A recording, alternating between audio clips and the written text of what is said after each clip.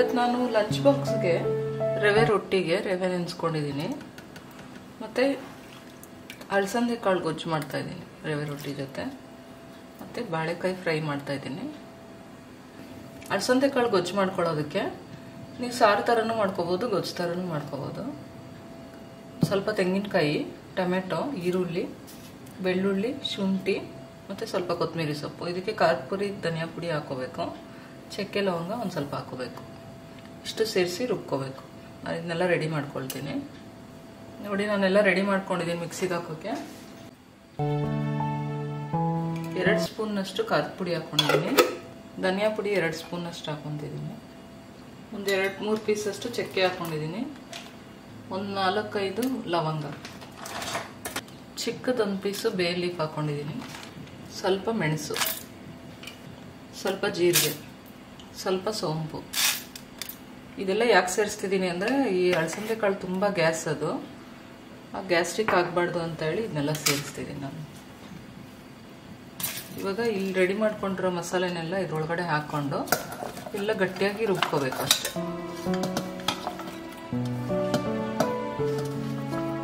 ಸ್ವಲ್ಪ ಎಣ್ಣೆ ಹಾಕೊಂಡಿದ್ದೀನಿ. ಎಣ್ಣೆ ಹಾಕೊಂಡು ಈರುಳ್ಳಿ ಹಾಕೊಳ್ಳೋಣ.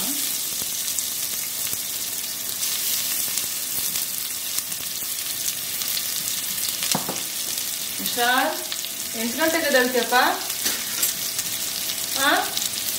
ವಿಶಾಲ್, ವಿಶಾಲ್, ವಿಶಾಲ್, ಇದ್ದಳು. ಈರುಳ್ಳಿ ಸ್ವಲ್ಪ ಫ್ರೈ ಆದ್ಮೇಲೆ ಇದನ್ನ ಹಾಕ್ತಿದ್ದಾನೆ.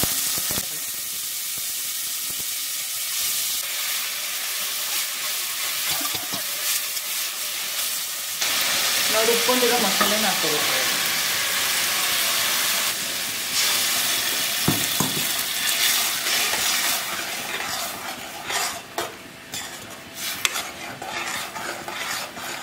ಸ್ವಲ್ಪ ಅರಿಶಿನ ಪುಡಿ ಹಾಕೋಣ, ರುಚಿಗೆ ಬೇಕಾದಷ್ಟು ಉಪ್ಪು. ನಾನು ಸ್ವಲ್ಪ ಗಟ್ಟಿಯಾಗೆ ಮಾಡ್ಕೊಂಡಿದ್ದೀನಿ, ನೀವು ಬೇಕಿದ್ರೆ ನಾನು ಸ್ವಲ್ಪ ತೆಳ್ಳಗೆ ಮಾಡ್ಕೋಬೋದು.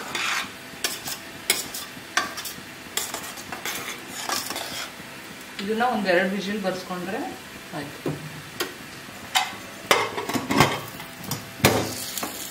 ನಾನಿಲ್ಲಿ ರವೆ ಹಿಟ್ಟು ನೆನೆಸ್ಕೊಂಡಿದ್ದೀನಲ್ಲ, ಇದಕ್ಕೆ ಸ್ವಲ್ಪ ಬೀಟ್ರೋಟ್ ತುರಿದು ಮಿಕ್ಸ್ ಮಾಡ್ತಾ ಇದ್ದೀನಿ. ನೀವು ಬೀಟ್ರೋಟ್ ಬದಲು ಕ್ಯಾರೆಟ್ ಹಾಕೋಬೋದು, ಸೊಪ್ಪುಗಳನ್ನ ರುಬ್ಬಿಟ್ಟು ಅದನ್ನು ಹಾಕೋಬೋದು, ಇಲ್ಲಾಂದರೆ ಈರುಳ್ಳಿ, ಕೊಬ್ಬರಿ ಅದನ್ನೆಲ್ಲ ಹಾಕೋಬೋದು, ಇಲ್ಲ ಏನು ಹಾಕೊಂಡೆ ಬರೀ ರೊಟ್ಟಿನೂ ಹಾಕೋಬೋದು.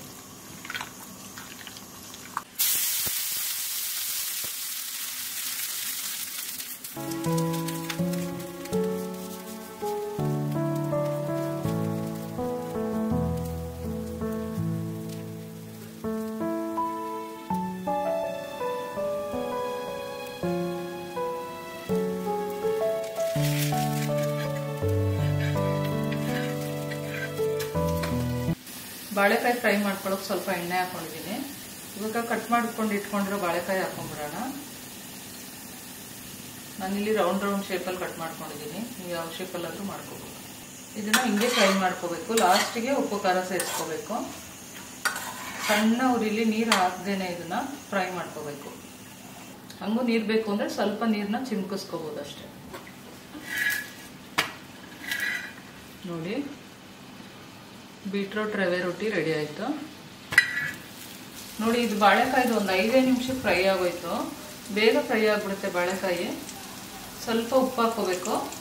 ಮತ್ತು ನಾನಿಲ್ಲಿ ಕಡಲೆಕಾಯಿ ಬೀಜದ ಪುಡಿ ಮಾಡಿ ಇಟ್ಕೊಂಡಿರ್ತೀನಿ ಪಲ್ಯಗಳಿಗೆ ಹಾಕೋಕ್ಕೆ. ಇದನ್ನೊಂದು ಸ್ವಲ್ಪ ಹಾಕ್ಕೊತಾ ಇದ್ದೀನಿ. ಇದರಲ್ಲೇ ಮೆಣಸಿನ್ಕಾಯಿ ಎಲ್ಲ ಇರುತ್ತೆ. ಚೆನ್ನಾಗಿ ಮಿಕ್ಸ್ ಮಾಡ್ಕೊಂಬಿಡೋಣ. ನೋಡಿ, ಎಷ್ಟು ಬೇಗ ಬಾಳೆಕಾಯಿ ಫ್ರೈ ರೆಡಿ ಆಗೋಯ್ತು. ತಿನ್ನಕ್ಕೂ ಅಷ್ಟೇ ತುಂಬ ಚೆನ್ನಾಗಿರುತ್ತೆ. ಮಕ್ಕಳಿಗೆ ಇಷ್ಟ ಆಗೋ ಥರ ಇರುತ್ತೆ ಇದು. ನಾವು ಸುಮ್ಮನೆ ಪಲ್ಯ ಥರ ಆ ಥರ ಎಲ್ಲ ಮಾಡಿಕೊಟ್ರೆ ಮಕ್ಕಳಿಗೆ ಇಷ್ಟ ಆಗಲ್ಲ. ಈ ಥರ ಫ್ರೈಗಳು ಮಾಡಿಕೊಟ್ರೆ ವೆಜಿಟೇಬಲ್ಸಲ್ಲಿ ತಿಂತಾರೆ ಮಕ್ಕಳು.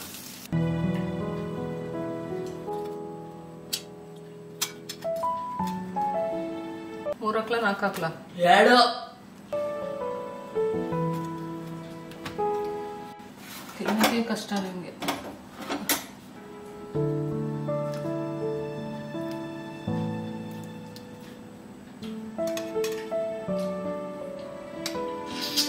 ಸಾಯಂಕಾಲಕ್ಕೆ ಪಲ್ಯನೂ ಪಪ್ಪಾಯ ತಿನ್ಕೋ ರಜಾ. ಪಲ್ಯನೂ ಪಪ್ಪಾಯ ತಿನ್ಕೋ ಸಾಯಂಕಾಲ.